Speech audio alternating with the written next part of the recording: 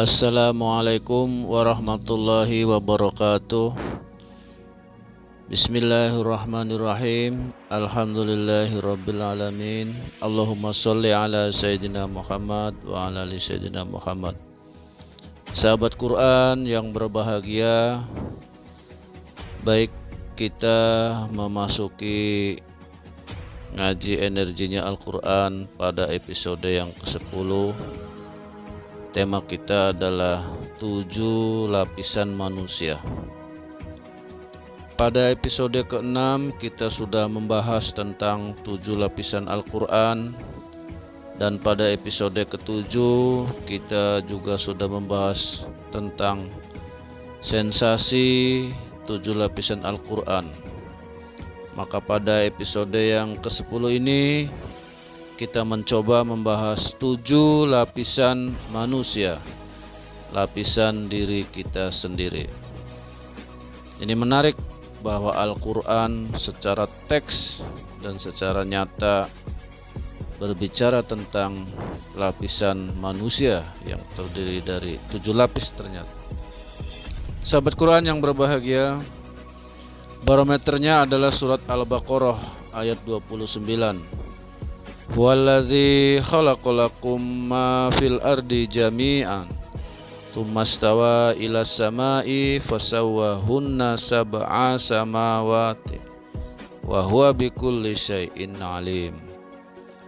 Dialah Allah yang menciptakan segala apa yang ada di bumi untukmu.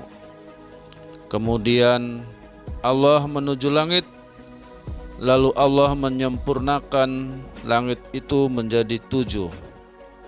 Dan Dia Allah Maha mengetahui segala sesuatu. Maka refleksinya ayat ini adalah sebagai berikut. Dialah Allah yang telah menciptakanmu sehingga engkau tinggal di bumi. Lalu energinya Allah menuju dirimu. Maka Allah menyempurnakan dirimu menjadi 7 lapis.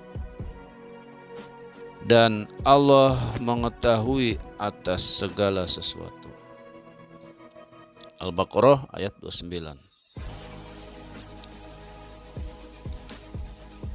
Sahabat Quran yang budiman, berpikir tentang diri kita sendiri atau membaca diri sendiri oleh Allah Subhanahu wa ta'ala dalam Al-Quran pernah disindir. Awalam yatafakkaru fi anfusihim, dan tidakkah manusia memikirkan tentang dirinya sendiri? Ar-Rum ayat 8. Dengan memikirkan diri sendiri, paling tidak kita mengenal diri. Mengenal diri berarti kita mengenal energi yang ada dalam diri kita, yang energi itu berlapis-lapis. Memikirkan tentang diri paling utama dan mendasar adalah mengetahui lapisan diri kita, lapisan energi kita yang terdiri dari 7 lapis. Sahabat Quran yang berbahagia, baik kita memasuki lapisan diri kita. Lapisan pertama adalah lapisan biologi.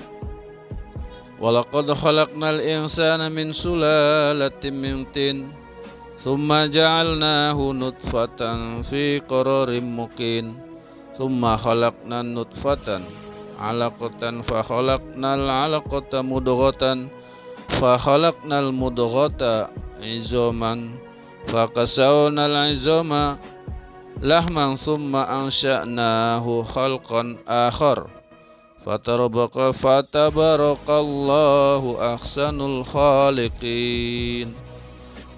Dan sesungguhnya kami telah menciptakan manusia dari saripati tanah. Kemudian kami jadikan saripati itu air mani yang tersimpan dalam rahim, tempat yang kokoh. Kemudian air mani itu kami jadikan segumpal darah. Lalu segumpal darah itu kami jadikan segumpal daging. dan segumpal daging itu kami jadikan tulang belulang, lalu tulang belulang itu kami bungkus dengan daging. Kemudian kami jadikan dia makhluk yang berbentuk lain. Maka Maha Suci Allah, Pencipta yang paling baik. Al-Mu'minun ayat 12 sampai 14. Energi Al-Quran ini memang dahsyat. Dia bisa menjadi sumber ilmu pengetahuan, mampu menjelaskan lapisan biologis manusia, bahwa tubuh manusia secara biologis berasal dari air mani, kemudian ada darah, lalu ada daging, lalu ada tulang, hingga disempurnakan dengan bungkus daging lagi. Mungkin untuk lebih detailnya silakan pelajari ilmu biologi tentang tubuh manusia. Di sana ada rahmannya Allah, bagaimana kekuasaan Allah mengatur sistem pencernaan, sistem pernapasan, sistem peredaran darah, sistem kerangka tulang, dan seterusnya. Intinya kita membuktikan bahwa lapisan pertama manusia adalah lapisan biologi yang tercantum dalam Al-Quran Al-Mu'minun ayat 12 sampai 14. Tentunya mungkin banyak ayat Al-Quran lainnya yang menceritakan tentang lapisan biologi sebagai lapisan pertama manusia. Yang kedua, lapisan manusia adalah lapisan kimiawi. Lapisan kedua manusia adalah lapisan kimiawi yang merupakan bagian terdalam dari lapisan biologi. Khuliqa min ma'in dafiq yakhruju min bainis sulbi wat taraib. Dan manusia diciptakan dari air yang memancar, yang keluar dari antara tulang sulbi laki-laki dan tulang dada perempuan. Al-Quran At-Thariq ayat 6-7. Dalam sebuah artikel tentang komposisi tubuh manusia secara kimiawi, rata-rata tubuh manusia dewasa mengandung 53% unsur air atau H2O, bahkan sampai 67% hidrogen. Khuliqa mimma indafik. Manusia diciptakan dari air yang memancar.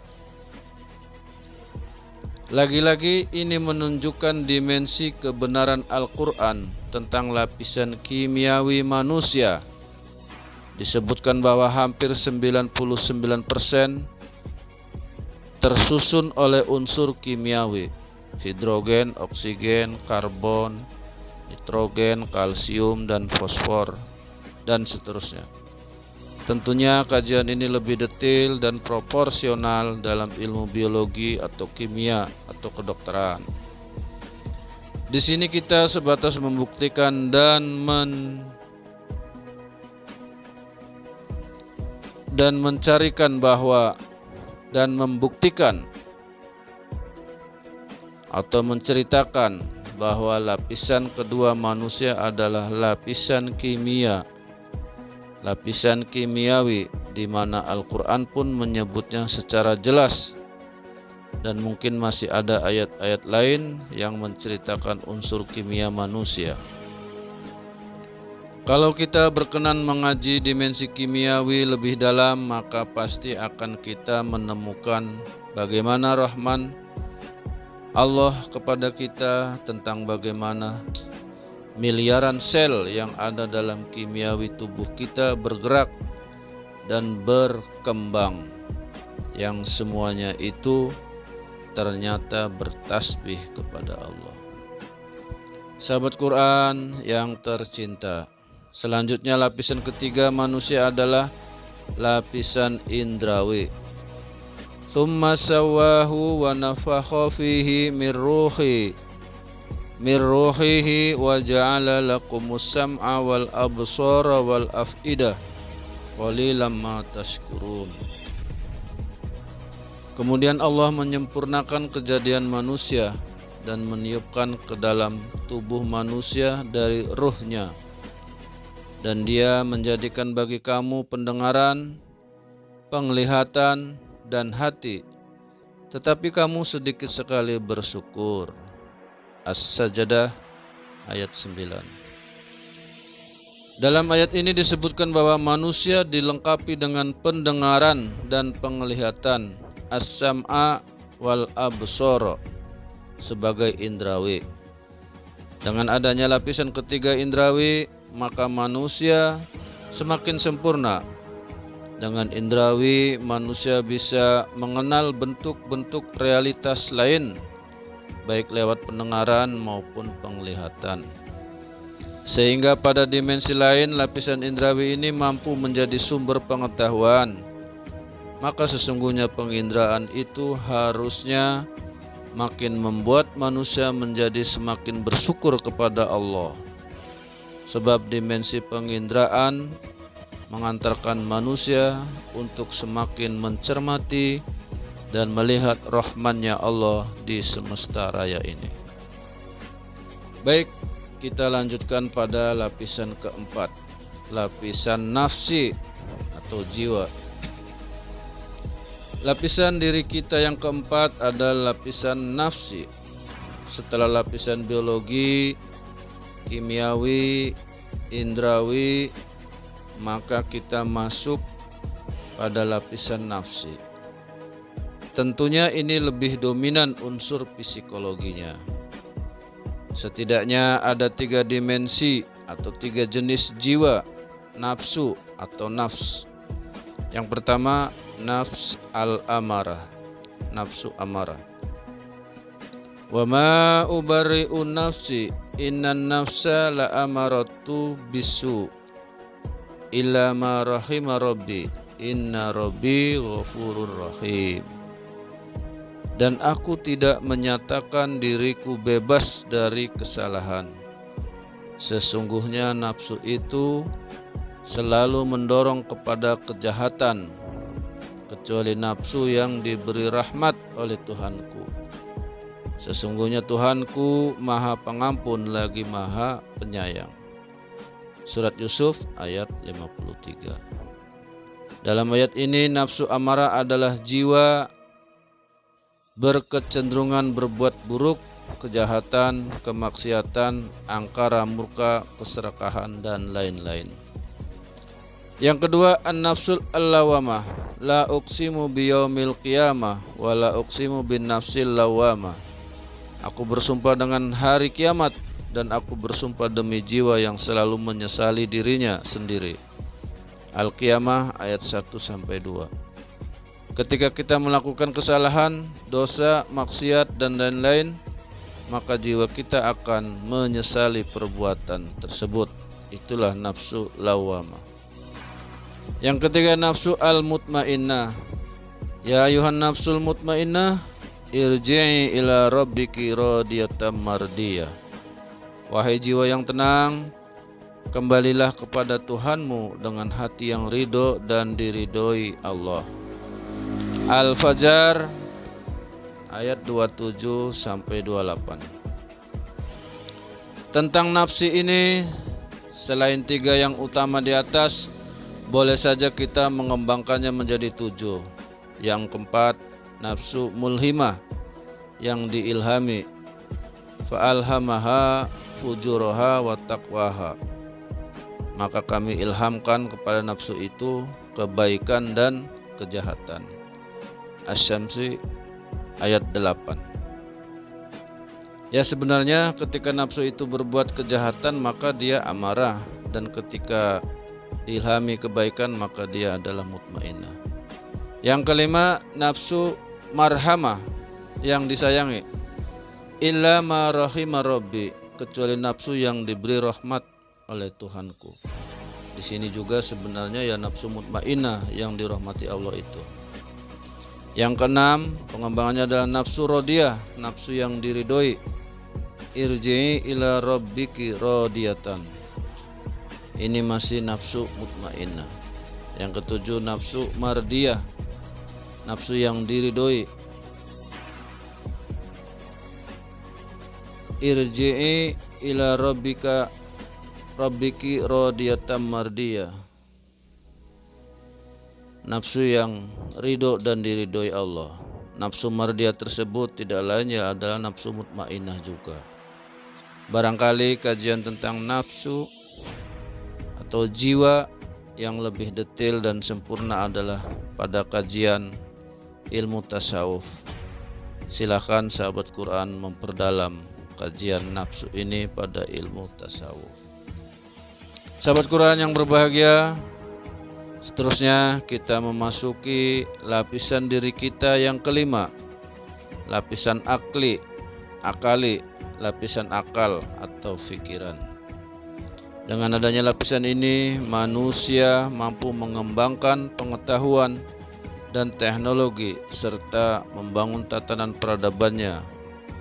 Fungsi akal bukan sekedar untuk mengenali alam semesta dan diri manusianya.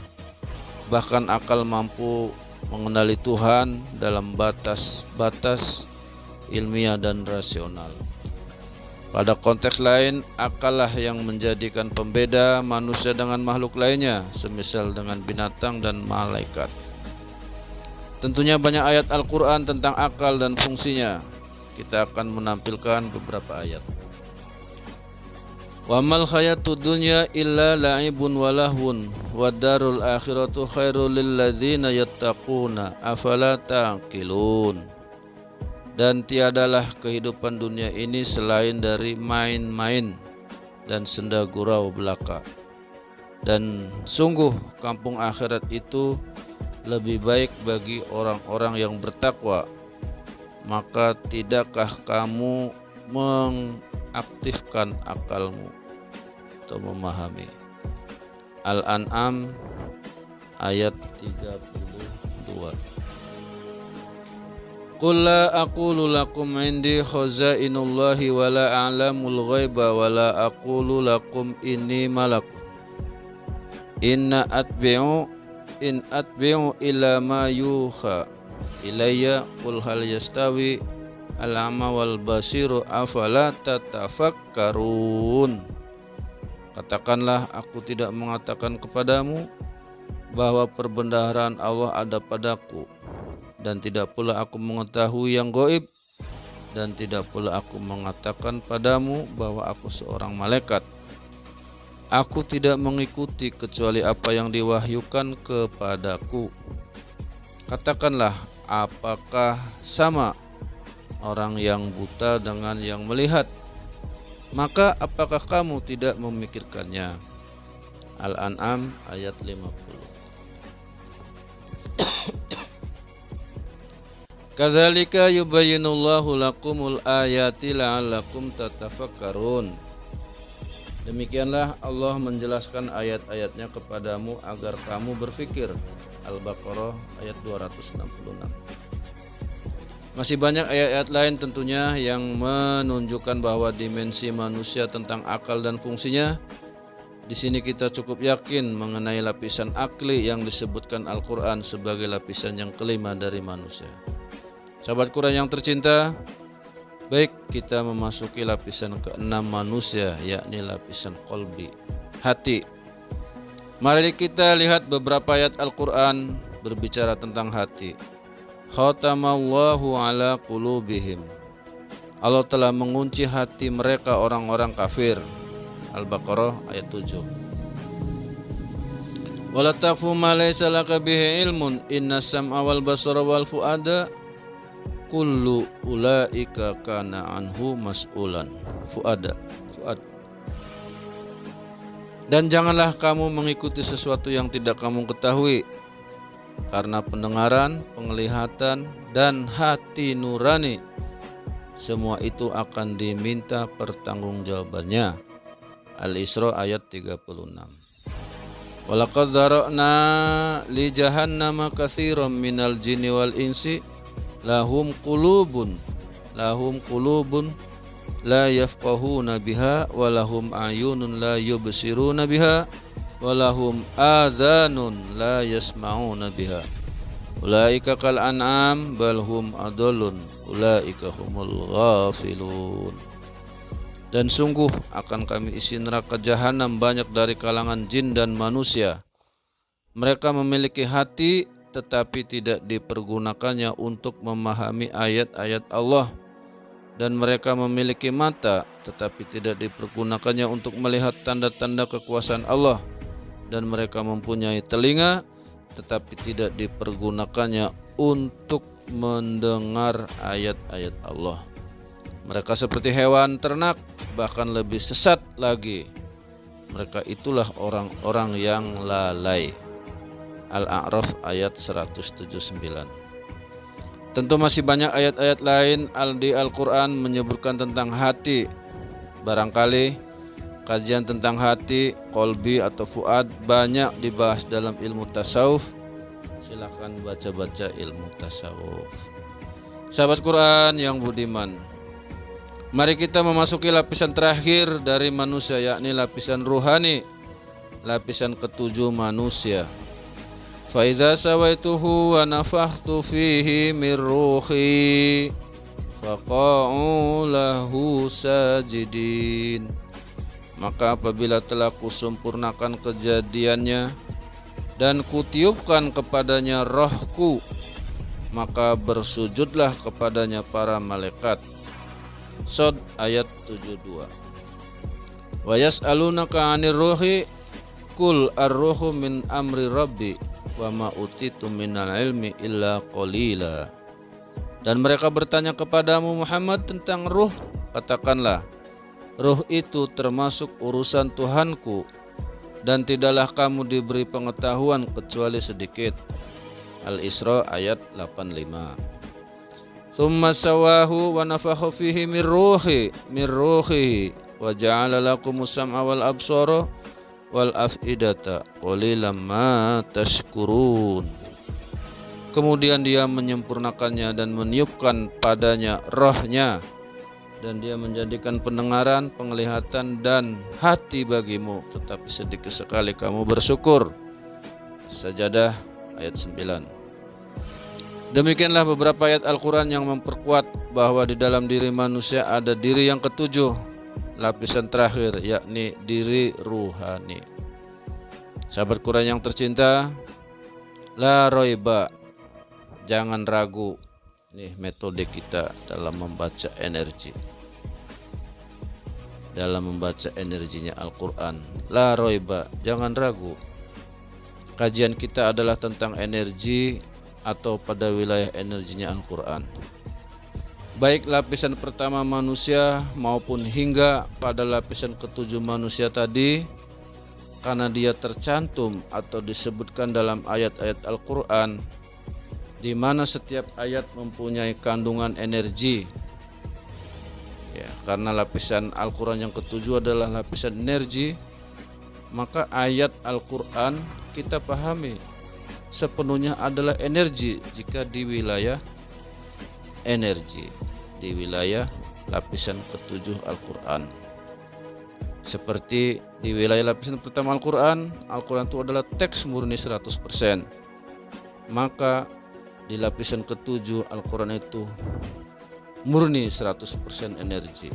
Oleh karena itu, maka di sini dengan yakin dan tanpa keraguan, la roiba, kita berani menyimpulkan bahwa, sekali lagi kita menyimpulkan bahwa dalam tiap lapisan manusia, baik lapisan biologi, kimiawi, indrawi, nafsi, akli, kolbi, dan ruhani, atau dalam lapisan diri manusia, diri biologi, diri kimiawi, diri indrawi, diri nafsi, diri akli, diri kolbi, dan diri ruhani, itu semuanya merupakan formasi energi, yang formasi energi ini memiliki kualitasnya masing-masing, dan energi pada tiap lapisan manusia tersebut mengikuti tingkatannya. Semakin tinggi lapisannya, maka semakin tinggi pula kualitas energinya, dan semakin besar kekuatannya. Diri biologi tentu lapisannya akan meningkat kepada diri kimiawi, terus kepada diri indrawi, dan semakin tinggi kepada diri nafsi, hingga diri akli, diri kolbi, dan diri ruhani. Artinya, energi pada diri ruhani tentu lebih tinggi daripada energi diri kolbi, daripada energi diri akli, terus ke bawah diri nafsi, energi diri indrawi, energi diri kimiawi, dan yang paling bawah adalah lapisan energi diri biologi. Sahabat Quran yang berbahagia, baik, kita insya Allah ketemu pada episode berikutnya tentang refleksi 7 lapisan manusia. Assalamualaikum warahmatullahi wabarakatuh.